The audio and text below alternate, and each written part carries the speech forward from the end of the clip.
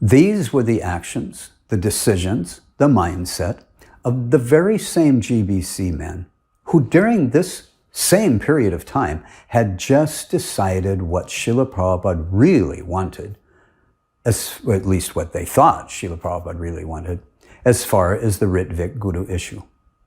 What makes this most poignant is that, as we will learn in the chronological timeline section, Srila Prabhupada never gave any at all explicit orders or instructions to the GBC that he wanted the 11 men that he had selected. He actually had selected them to be Ritvik representatives of the Acharya. There is no explicit order or instruction where he ever said they were to become actual gurus. If you notice, over the past 43 years, the GBC has never held up and promoted or pointed to any single instruction given by His Divine Grace where he explicitly and clearly stated that these men were to become gurus. Why not? Because no such instruction, either written or verbal, exists. Likewise, there are no instructions, not one single instruction, where His Divine Grace authorized the GBC to select additional gurus. There exists not one single instruction given by Srila Prabhupada where he explicitly states that he wanted a system of multiple gurus to all function within ISKCON after he departs. Nothing. No such instructions exist. Yet the GBC have long insisted that all these things are what Srila Prabhupada wanted. How did the GBC come to that conclusion? Because these same GBC men who made these decisions, who made these justifications and rationalizations to reach their conclusions and take the actions they did regarding this event, had used their very same power of deduction to decide what system they thought Srila Prabhupada really wanted us to follow. As will be revealed over the course of this presentation, while there is a total lack of any instruction and guidance given by Srila Prabhupada for the multi-guru path the GBC have taken us on, Srila Prabhupada did give full, clear, concise, written instructions regarding the Ritvik Ras path.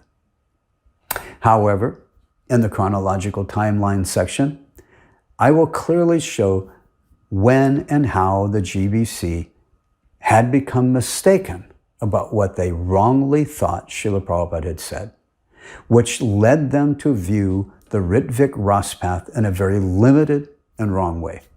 Several GBC men misunderstood what Srila Prabhupada had really told them at the May 28th meeting.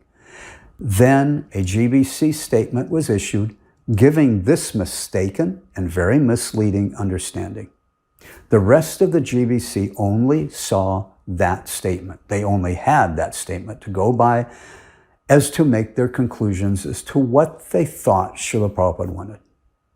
What this comes down to is that these very same GBC men wound up rejecting the clearly written instructions for the Ritvik Ras path and instead used their own faulty power of deduction, as we have shown, to construe what they thought he wanted. The point of my telling this event is to clearly show that these men were very capable of making very poor and miserably wrong decisions.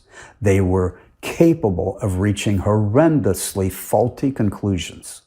They were even capable of knowingly disobeying the orders of their spiritual master and taking all actions, offensive actions, to spread total lies about what Srila Prabhupada had said.